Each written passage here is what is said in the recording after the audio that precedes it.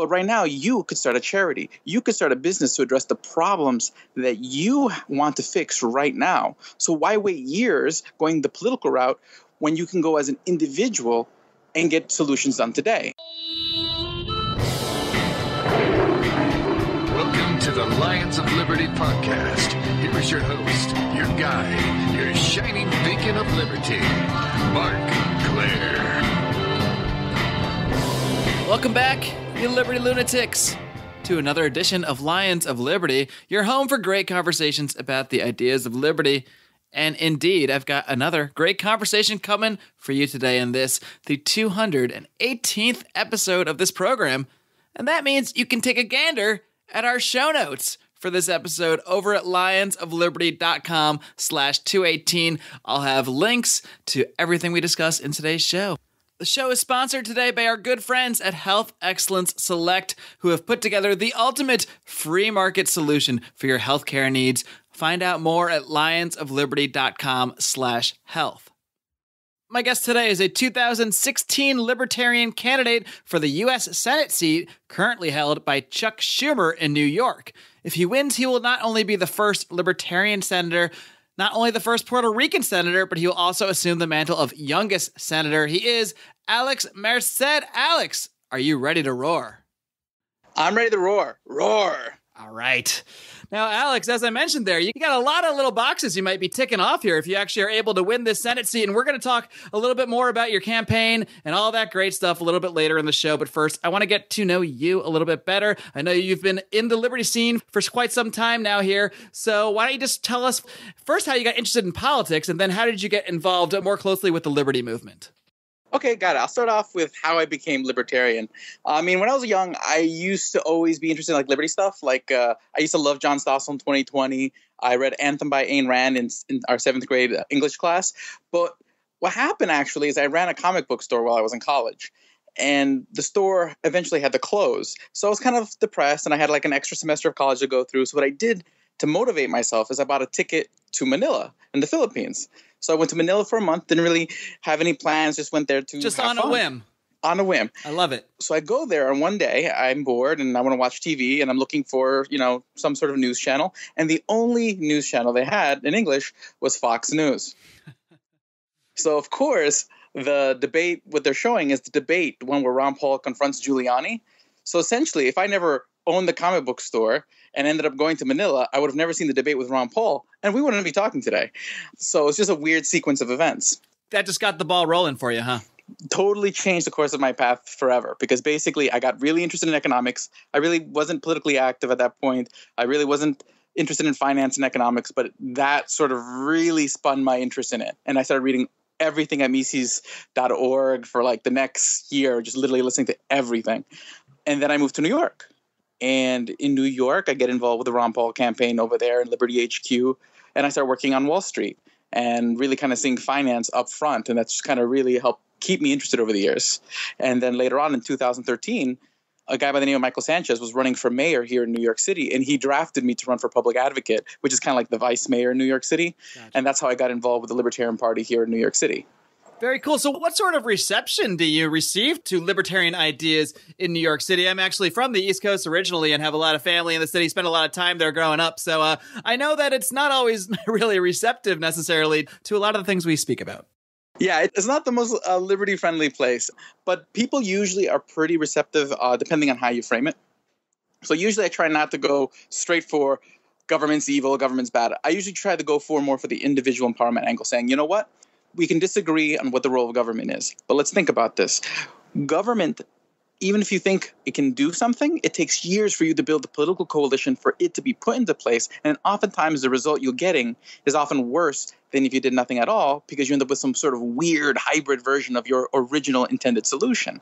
But right now, you could start a charity. You could start a business to address the problems that you want to fix right now. So why wait years going the political route when you can go as an individual and get solutions done today? And why wouldn't we want to work on empowering the individual and preventing the government from getting in the way of individual empowerment and preventing those solutions from happening? And then that kind of gets people thinking a little bit differently, because individual empowerment they can get behind. And then that sort of gets them in that direction. I've had a lot of success with that. And that's why in 2013, when I ran for public advocate, I got 10,000 votes for 1% of the vote. But that was still double the next highest vote count for any of the other Libertarian candidates that year. Wow, so that's really impressive. And I mean, what do you attribute to, now, many people might say, oh, 1% of the vote, but listen, you're a kid who no one ever heard of, probably a few weeks before this election. So, I mean, why do you think there were people that went out and actually clicked that little box for you? I mean, part of it is I've been doing YouTube videos, libertarian media since basically 2008. 2008, I was really interested in the Ron Paul campaign and started recording videos almost on a daily basis. And then I got to a point where I was recording like 2 or 3 videos a day. So now I have like 2,000 videos on YouTube just talking about anything libertarian. So I do have a contingent of people who voted for me because they were aware of me before. But a lot of people also over the years, because I teach as full time, I train people in the financial industry, the CEOs, middle management, new hires all across the financial industry. So I've also built up a good reputation among a lot of people over the years and got to meet a lot of people on a very regular basis and made a lot of new libertarians teaching.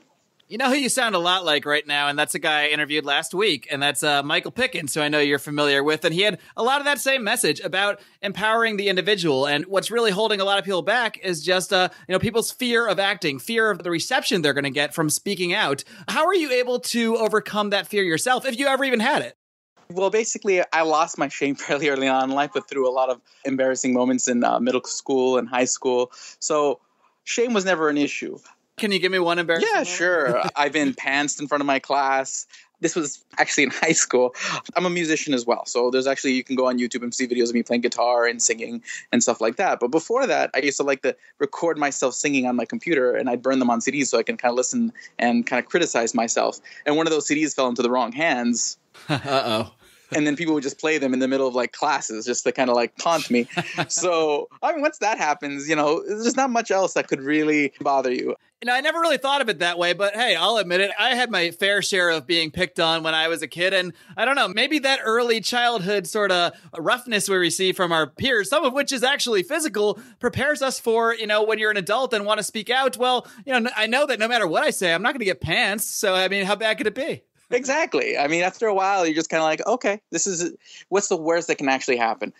But what's the best that can actually happen? You make actual change. You change actual minds. You win hearts. That's the beautiful thing. Another guy you really sound a lot like, too, talking about empowering the individual. That's a guy, one of our recent candidates for the Libertarian Party's presidential nomination, and that's Marc Allen Feldman. That was one of his slogans, and everything that he talked about, he really emphasized, ways to empower the individual. And in many ways, it's the same message as other libertarians spout, the non-aggression principle and that kind of thing. It can be the same message, but it's really come at in a different way, a way that I think a lot of people can really relate to. Oh, no, I totally agree. And on a side note, love Marc Allen Feldman. Love that speech. He's great. It was great being a delegate and seeing that live. And it was great being with C. Michael Pickens over there at the convention and working with him to help promote Larry Sharpe, because Larry Sharpe's amazing and he is the future. But that's, I guess, a separate conversation. But yes, Larry Sharpe's awesome. Larry Sharpe is awesome. Now, we don't need to make that a separate conversation. We can talk about that now because I don't think enough people can talk about this guy. I regret that I didn't know that much about him prior to the convention. I didn't interview him as I did Alicia Dern. I talked to Judd Weiss. I had a couple of the other VP candidates on, but I was so impressed with what I saw from Larry Sharpe at the convention between his debate performance, his speeches, and the way he was able to build a coalition around him that almost got him. I mean, by very few votes did he miss getting that VP nomination on the second round there, and he was able to have anarchists endorsing him and dropping out. He was able to have all sorts of people dropping out and pushing for him. I feel like he's really someone that pragmatists can look at and say, all right, this is a guy we can present to the public. This is a guy who really meets all those pragmatic kind of box checks. At the same time, he's extremely principled and can really speak about the ideas of liberty. So, I mean, to me, coming out of the convention, there's nobody who gained more libertarian clout with me, I think, from prior to the convention than Larry Sharpe. Oh, yeah. No, Larry's awesome. Like, I've known him for a while because he's part of actually the same LP chapter that I'm in. So every month he comes in and does this. He always has some sort of point to make, and he always makes it very energetically. And then he actually helped me a lot. I wouldn't have probably gotten the Senate nomination if it wasn't for Larry's help, because towards getting the nomination, he helped hone my message, discover my message, and really kind of be better at being a messenger. So Larry's a great guy. I can't say enough about him. And it was just great to see him at that debate, because I literally, I'm sitting there at the debate ends and the lady behind me is just having libertarian orgasm. Yeah. Libertygasm, I believe it's called. A libertygasm. That's right. And I'm just sitting there like, I'm like, Larry, you got to see what you just did to this lady. So it was quite amazing. I have to say that was an amazing weekend to meet all these people that, I've always just kind of seen on Facebook, liked their statuses, shared their statuses, chatted with here and there. But it was nice to actually build that coalition and feel like part of a family. Was that the first national convention you've attended, or had you been to any prior ones? Basically, I've mainly been involved with the New York City chapters up until this year. This year was the first time I went to a state convention, and the first year I went to a national convention. So in the first year, getting involved with all that, I became a U.S. Senate candidate and got to be a delegate at the national convention. Rock on, man. Any other kind of events or stories that stick out to you from the convention? I mean, it must have just been an overwhelming experience in a positive way. Yeah, no, it was crazy. I got to meet a lot of great people. I got to meet Johnny and Heather from the Rocket Launchpad. Friends of ours, yeah. Yes. I saw them at the panel, or heard them on the panel you guys did some time ago. So that was pretty awesome. And who else did I meet? I got to meet Mark Allen Feldman, but I met him before at the New York convention. Most of the candidates I met at the New York State convention. So basically, most of them I got to say hi with again and whatnot. The only new people I finally got to take my picture with McAfee, because I didn't get a picture with him when I saw him before, just because it's hard to pin him down for more than a second, because that guy has a swarm of people around him 24/7. And then there was the Judd Weiss party. Oh, and I finally got a photo from Judd Weiss. So I know you're waiting still for yours. I'm also waiting for mine. I've gotten mine taken, but I haven't, he's buried under mountains of photos. I'm sure mine is lost somewhere in the 2016 summer pile. 2015 summer pile, I should say. Yeah, no, same here. So hopefully I'll see that photo at some point. But it was nice to finally meet him. And that party that he organized with the butterflies and the gymnasts and all that stuff was one of the most interesting political events I think I've ever experienced, and I probably will ever experience.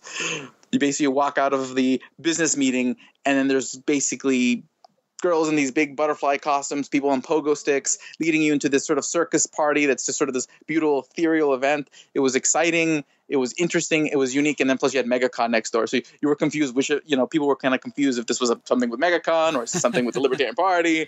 And then I got to hang out with the Jawa. Is Butterfly Lady a superhero or a libertarian? I have no idea.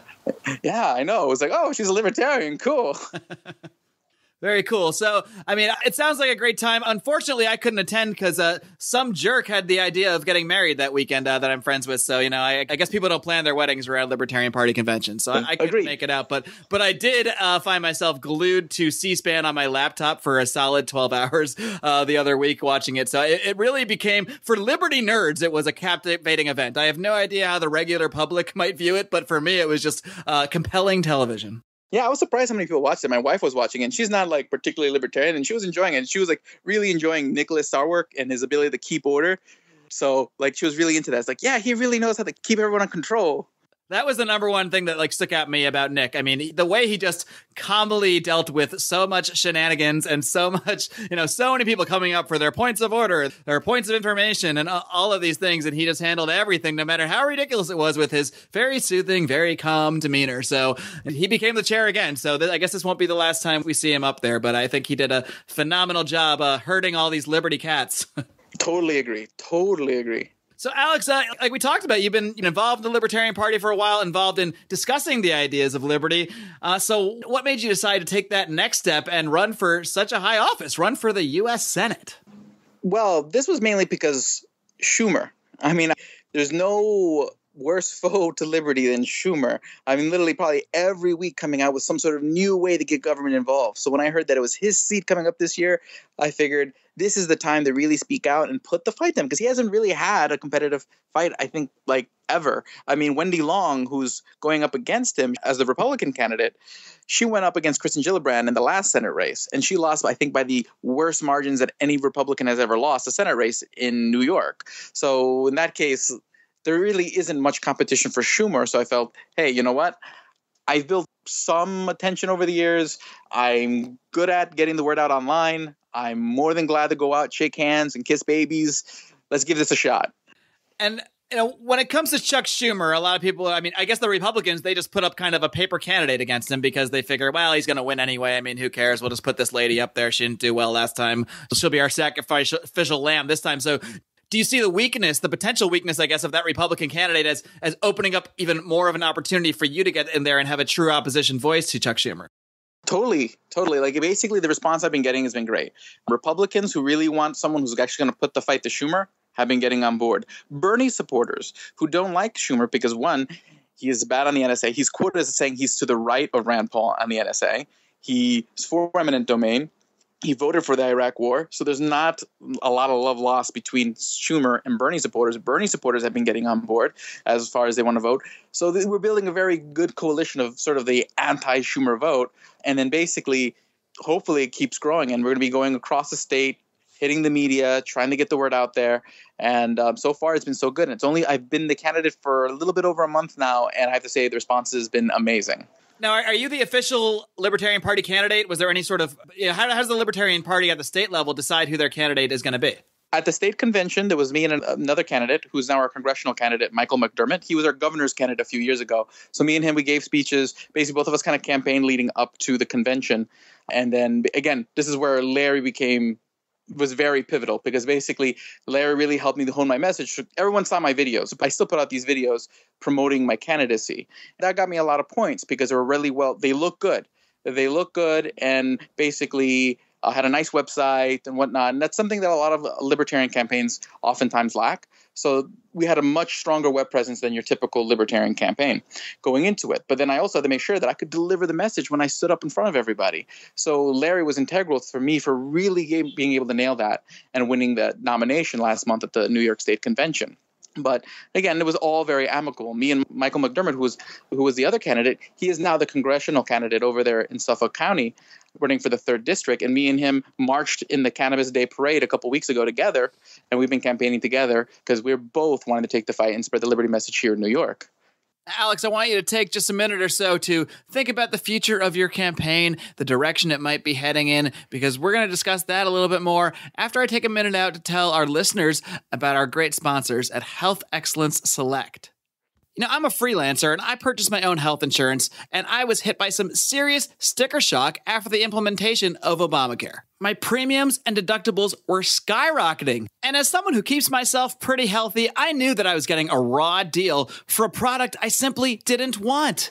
This caused me to seek an alternative, and I found an amazing alternative in the form of health sharing, a killer concept where healthy individuals agree to share their medical costs. That's right, it's a voluntary free market system for paying for your health care that also, thanks to an exemption, covers the Obamacare mandate. Our friends at Health Excellence Select have kicked it up a notch by creating a full service package to handle all of your health care needs. Trust me, I'm not just a proponent of health sharing, I'm also a client. This has been one of the greatest things I've ever done to leave the Obamacare system in favor of what our friends at Health Excellence Select are doing. To learn more, head over to lionsofliberty.com/health. And don't hesitate to give my man Jeff Cantor a call at 440-283-6849. Be sure to mention Lions of Liberty.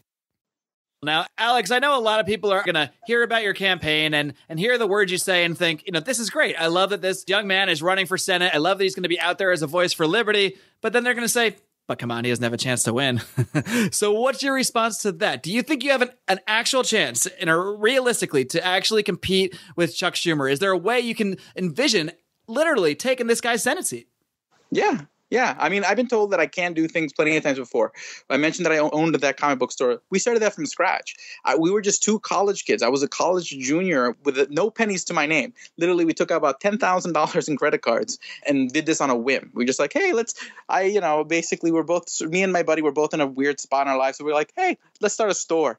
And everyone's like, are you serious? You think you can do this? You got nothing. You have no experience, whatnot. Why do you think you can do this? And a couple months later, we had a store, and there was a line around the corner for that first day that the store opened. And that place was packed for months.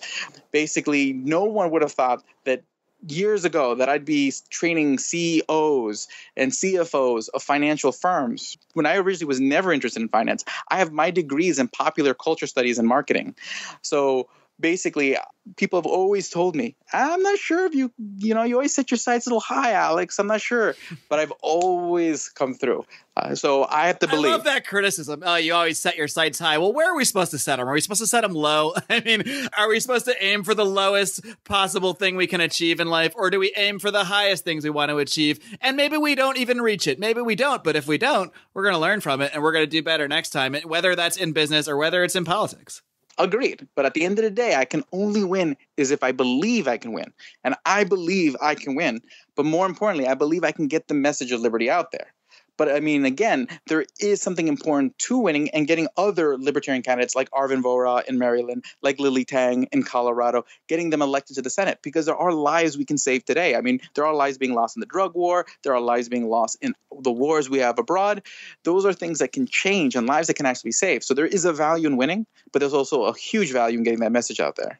I think that's so true. And you often get objections to some level of libertarian political activity, even among libertarians, because libertarians will say, well, hey, you're not going to really change the system. You can't fight the system. You can't. Voting is violence. You'll hear things like this. But at the end of the day, like you said, there are lives at stake. Okay, you can actually influence things in government, even if people might tell you can't. Somebody's doing it. Somebody created those bad drug laws in the first place. Somebody ordered those drone bombings in the first place.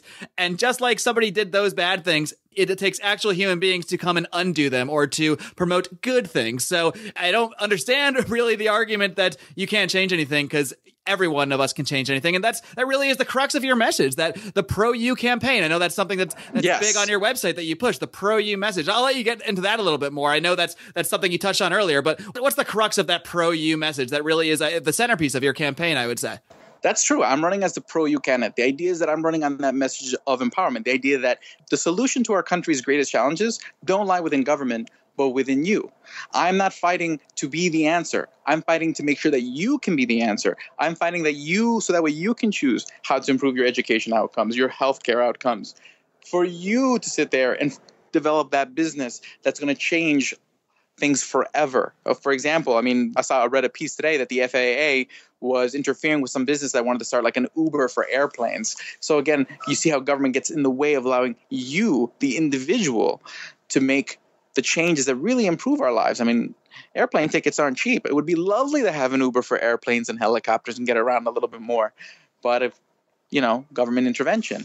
So I'm there to protect your ability to choose, to make individual choices, so that way you can be a solution. I'm not sitting here saying I'm going to fix everything. I'm just sitting here saying I'm going to try to make it easier for you to fix things. That's why I say I'm the pro-you candidate. It's a pro-you message. I'm here for you. Let's get to some of the specifics of the issues that you speak about, not just on your campaign platform, but what are the issues that are most important to you when you're out there speaking about liberty? What really pulls on your heartstrings? What's your passion? What do you like to speak about the most? Me, it's opportunity. So, for example, people always talk about income inequality, income mobility. Now, income inequality, maybe, again, a lot of it, whether it's even an issue, is debatable. But if there is any inequality that shouldn't be there, it's because of government intervention. And I always say there's three ways. There's three ways that people can advance themselves in life. They can start a business. They can attain skills so that way they can get up higher pay, or they can invest. And the thing is, the government has intervened in those three ways. By making it harder for people to move ahead, it also makes it harder for people who are well established to fall down, in a sense.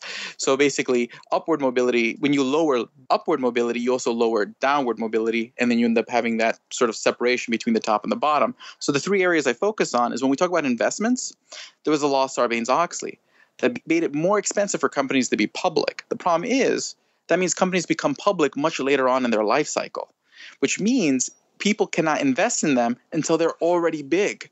So that means when the company's at its smallest and you can get the most gains and the most wealth growth from it, the only people who can invest in it are accredited, wealthy investors. So in that case, basically the way the law does, it stratifies basically the most valuable investments only to the rich.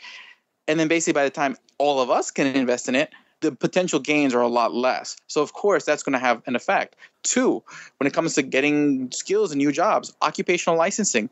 Yes, maybe someone in the middle class and above can afford to take 3 to 6 months to take a test. So, for example, I train people for Series 7 licensing, Series 63 licensing. Sometimes people take 3 to 6 months to pass their Series 7 license. A lot of kids can't afford to take that time off. If you're a single parent with a kid, you can't take the time off so that way you can have the opportunity that's on the other side of that license. So once again, it makes it harder for the poor to stop being poor because those opportunities are taken away from them. And number three, all the red tape when it comes to starting a business, all the complexity of the tax code is very intimidating to anyone who wants to start a business. It's scary. You want to start a business, you have this great idea, but you're just scared that a little bit of paperwork is going to send you to jail.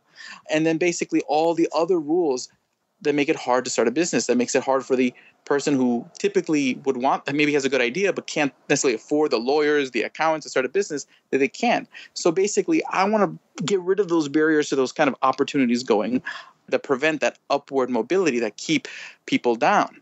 So those are 3 areas. And then one other area is monetary policy. Now, again, as a senator, you can't really do that much regarding monetary policy, but monetary policy has an effect as well, because that inflationary effect devalues your wages, which makes up most of the wealth of the poor, while increasing the value of assets, which makes up most of the wealth of wealthy. So all these things contribute to any actual inequality that is out there, but that has nothing to do with the free market. It has everything to do with government intervention. And these really are areas where you can relate to people in, because there's not a day that goes by I don't hear someone complaining about prices of this going up, prices of that going up. And maybe they're blaming evil corporations or something, and maybe they're looking in the wrong direction for the answer. But the fact that they at least see the problem gives us the opportunity to say, oh, hey, I've got the answer over here. I can maybe shed some light on what you're upset about, and here's some things we might be able to do about it. Agreed. That's why I've been trying to make like several videos that sort of really focus on connecting to the problems that people see every day. Like there was this one recent video I did, I think it's called Youth Rising, as a campaign video that really focuses on saying, you know what, for people our generation, you know, we grew up thinking that, oh, you know, if you just go to college and you graduate, everything's just going to be okay. You're going to find a good 6-figure job, get a nice house, whatnot. And then what would you discover? You graduate with a whole lot of debt. You go to buy a house that requires you to go take on another huge amount of debt. You can't even get the loan. And the jobs out there don't even pay you enough to make the payments on your student loans. And this is the life that a lot of people our age have nowadays, and they don't understand the reason why it's like that is because of all the government intervention and lending that pushed up the price of housing, that pushed up the price of tuition and all that stuff. And here we are having the burden of all that debt from the past. Alex, let's just play a little hypothetical right now, and hopefully it's not even that hypothetical, but let's just say you do what many might call the impossible. I agree with you that it's certainly not. What if you are able to topple Chuck Schumer?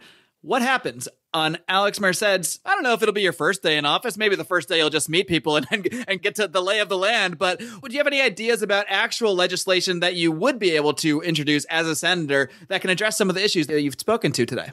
Well, I figure that probably the smartest play, if I'm in the Senate, is to work on tri-partisan legislation with senators.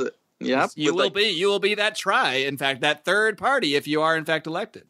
You got it. And then we got a couple senators there that we can work with on a couple different issues, namely Bernie Sanders and Rand Paul.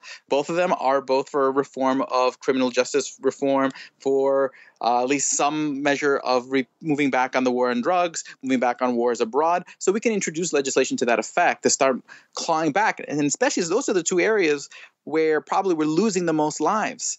So basically, I can work with those two. And then again, when you, from a marketing point of view, to sit there and say, hey, do you want to sponsor tri-partisan legislation? That I think is a message you can get a lot of other senators behind, and the media and whatnot, to get those to move the needle on issues, again, like criminal justice reform. So first thing I would do is go talk to Bernie, go talk to Rand, and start crafting legislation in those two areas where we definitely agree, and start getting that introduced to the floor. Think about that, guys. In just maybe 6 or 8 months from now, you could have a press conference up there with Bernie Sanders, Rand Paul, and Alex Merced introducing legislation. Think about that. Who doesn't want to see that? I do, personally. Alex, I really do appreciate you coming on the show, talking about liberty, talking about your campaign. Before I let you go, why don't you just give everybody the roundup of how they can find out more about your campaign, how they can help your campaign, and feel free to plug away on anything else you got going on. I know you got all those YouTube videos you mentioned. I know you do a podcast, so just plug away on the whole deal. Got it. Okay, so here we go. My main website's alexmerced.com. So just to find out about everything I do, you can go to alexmerced.com. But I also run a libertarian media site, libertarianwingmedia.com. So if any of you guys would like to ever write for a libertarian publication, feel free to contact me to contribute to libertarianwingmedia.com. Now, as far as my campaign, the website's alexmercedforny.com. That's alexmercedforny.com. The Facebook page is facebook.com/Alex Merced for New York. So that way you can see all the videos and images. But we also have a grassroots supporter group that's called the Alex Merced Grassroots Supporter Group. Join that group. That's to help organize not just this campaign, because again, my fight for liberty doesn't just end with this campaign. It didn't end with my campaign in 2013. It won't end with this one. This is for the long haul. So if you want to be there to help me move forward and get that message out there, please join the Alex Merced Grassroots Supporters Group. But I also encourage you to join the Larry Sharp Grassroots Supporters Group, because Larry Sharp will be president someday. So first, he's going to win that governorship in 2018 here in New York, which I'm going to help get that message out this year, so that way New York is nice and primed for Larry Sharp in 2018, and then on to the presidency after that. Okay, so definitely make sure you join that group. But again, alexmercedforny.com. Alex Merced Grassroots Supporter Group. I hope to meet all you guys and talk to you guys on the campaign trail. Alex, I literally, as you're speaking to me right now, just joined the Alex Merced Grassroots Supporters Group. So you got at least one more in there, and I hope many of my listeners will also jump in there and help you out and learn more about the campaign. Alex, thanks once again for coming on the show. It's been a wonderful conversation, and I wish you, I mean it, I wish you the best of luck, because I would love nothing more than to see Chuck Schumer toppled and replaced by a great libertarian like yourself. Thank you very much. Thank you. It's been wonderful. Great show. I love it. And keep doing what you do. Will do, man. Take care. Take care. Okay, gang, I hope you enjoyed my discussion today with Mr. Alex Merced, candidate for the United States Senate. If you are in the state of New York, and I know I've got listeners out there living in the state of New York, you have the opportunity to vote for and support a great liberty candidate in Alex Merced. And not only do you get someone who can articulate the ideas of liberty very well and speak on these positions, but you have the double bonus by having the opportunity to unseat Chuck Schumer, truly one of the most anti-liberty politicians that I think we have out there, certainly in the U.S. Senate. So what a wonderful campaign for libertarians to be able to get behind in Alex Merced. So please do look further into his work, and please continue to look further into our work here at Lions of Liberty. Of course, you can find a new episode every single Monday, Wednesday, and Friday, of course, when we have the great Felony Friday, John Odermatt's weekly look at the broken criminal justice system. You can support the show in many ways, but firstly, by sharing it with your friends and family. It is the absolute simplest thing you can do. Send this show to a friend or family member who you think might enjoy it. Maybe someone who you think it might rustle their feathers a little bit and get some conversation going, but that's okay, because that's what we're here to do. We're not here to indoctrinate everybody. Well, not overnight anyway, maybe over time. But really what I'm here to do is spark that conversation. Try to get those ideas of liberty being discussed by as many people as possible. You can join that conversation that we're having by joining our Facebook group, our private Facebook group known as the Lions of Liberty Forum. You can find that just by typing Lions of Liberty Forum in your little search bar up in Facebook. It should come right up for you, or you can also find a link to it over in the show notes for this program, which you can find today over at lionsofliberty.com/218. Also, if you do subscribe on iTunes, on Stitcher, we do ask you to please go and leave us a 5-star rating and a great review in those platforms. It's little things like that that really help us spread the word and get the show in more of those earbuds out there. Now, this coming Wednesday, I'm bringing an old friend back onto the show, a man who's been a guest on the show before. He's been a contributor to lionsofliberty.com, contributor to antiwar.com, and several other websites. A man by the name of Shay Machine Riley. That's right, my Irish brother will be back on this show to discuss the ideas of liberty, as we always do discuss here, as well as his recent departure from the U.S. Navy. So look forward to that conversation this coming Wednesday. And until then, folks, live long and live free.